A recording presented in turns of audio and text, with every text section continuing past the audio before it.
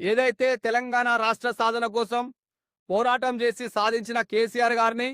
10 సంవత్సరాలు బంగారు తెలంగాణ దిశగా తీసుకుపోయినటువంటి రాష్ట్రాన్ని ముందుకు తీసుకుపోయినటువంటి గౌరవ తొలి ముఖ్యమంత్రి గారి మీద మరి సిట్ నోటీసులు ఇచ్చి ఈరోజు ప్రజలను గాని తెలంగాణ యొక్క మేధావుల అందరిని ప్రజలను మభ్యపెట్టే విధంగా ఈరోజు సిట్ నోటీసులు ఇవ్వడం వలన దానికి నిరసనగా ఈరోజు ఈ కార్యక్రమాలు చేయడం జరిగింది. ఏదైతే కాంగ్రెస్ ప్రభుత్వానికి ప్రజాస్వామ్యం మీద రాజ్యాంగం మీద గౌరవం ఉన్నట్లయితే ఫోన్ ట్యాపింగ్ కేసులో మరి భారత ప్రధాన న్యాయ వ్యవస్థ సుప్రీంకోర్టే మరి ఫోన్ ట్యాపింగ్ కేసులో ఎలాంటి పస లేదు, ఇదంతా ఊటకము, రాష్ట్ర ప్రభుత్వం చేసేటువంటి కార్యక్రమంలో ఎలాంటి ఆరోపణలు మరి బీఆర్ఎస్ నేతల మీద తేలలేదని స్పష్టంగా చెప్పినప్పటికీ కూడా మరి ఇంకా కావాలని ఈ మున్సిపాలిటీ ఎన్నికలలో ఉద్దేశించి మరి ఇప్పుడు ఏదైతే వాళ్ళు ఇచ్చిన 6 గ్యారంటీల హామీలను పక్కదో పట్టడం కోసము భారత రాష్ట్ర సమితి మీద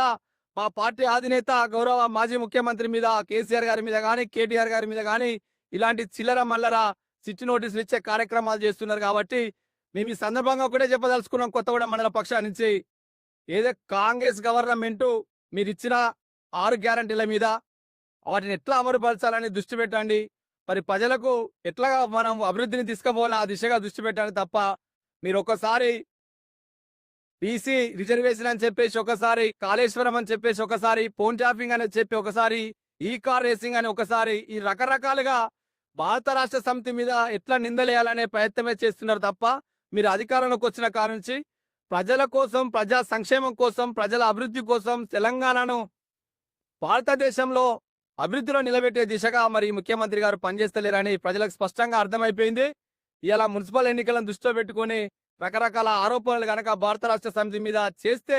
రేపు వాళ్ళ అధిష్టానం కాడనో లేకపోతే కేసీఆర్ శత్రువులో ఉన్నటువంటి ఆంధ్ర గుత్తేదారుల కారణం మెప్పు పొందుకోవచ్చు, కానీ తెలంగాణ ప్రజల యొక్క ఆకాంక్షల్ని, వాళ్ళ ప్రేమను మరి కాంగ్రెస్ పార్టీ ప్రజల పక్షాన నిలబడదని ఈ సందర్భంగా మేము హెచ్చరిస్తూ మరొకసారి ఇలాంటి చిల్లరమల్లర రాజకీయాలు చేస్తే ఉద్యమాలు ఇంకా తీవ్రతరం అవుతాయి. కేసీఆర్ను ముట్టుకుంటే ఖచ్చితంగా గ్రామాల నుంచి మరి తెలంగాణ దాకా, హైదరాబాద్ దాకా మరి తెలంగాణ రాష్ట్రం అగ్ని గుండం అవుతుందని మీ సందర్భంగా హెచ్చరిస్తూ